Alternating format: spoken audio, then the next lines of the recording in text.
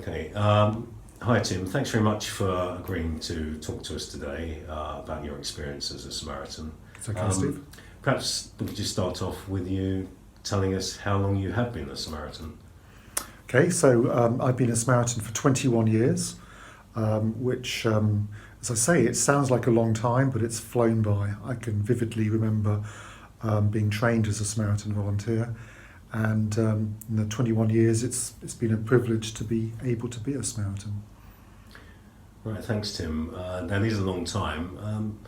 Could you say a bit about the value of the service?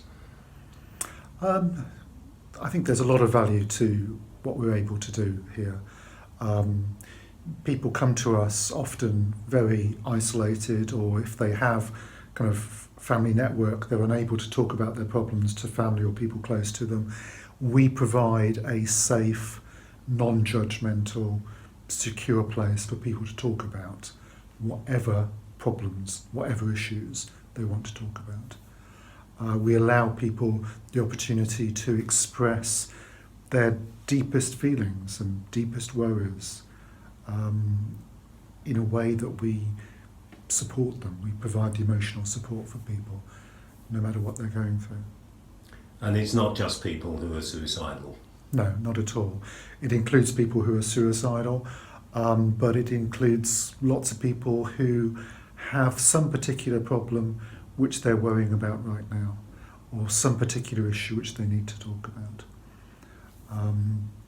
I can remember, for instance, talking to a lady in her 50s, highly successful person who had a happy marriage, several children, and she was talking to us about the fact that she had been sexually abused when she was a child, and she'd never been able to talk about that to even her husband or children or anybody at all, but something had happened which had triggered her memory of that abuse as a child, and she needed to talk to somebody about it and to express and process her thoughts. We're there for people no matter what their issues. That's a very powerful example. And what about the current situation?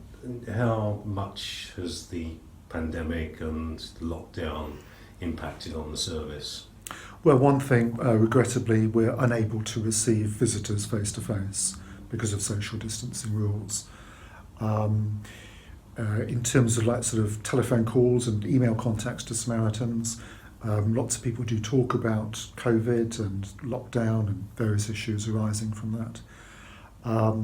So we probably had an increased number of contacts here at Samaritans, which increases the need for our service, and we have to fundraise to continue our service. For instance, we have to pay for the premises that we have, and fundraising also is more difficult as well for us, I think, over the COVID period as well, because we're unable to do various fundraising events that we normally would do.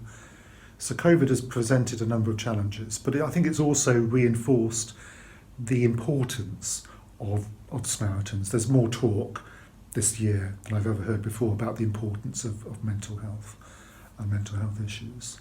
So it just, we were recognised by Matt Hancock as frontline workers back in the March lockdown in terms of alleviating mental distress.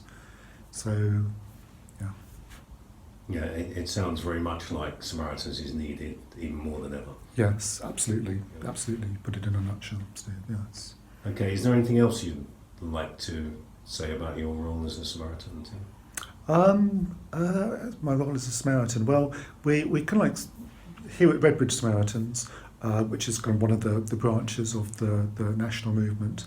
Volunteers do everything to keep the branch ticking over. I remember my first responsibility was I was the person who purchased tea and biscuits, a very vital role. And I've done various other things since then. I currently am one of the people who arranges the rota, so kind of getting people to come in on the times when we're open.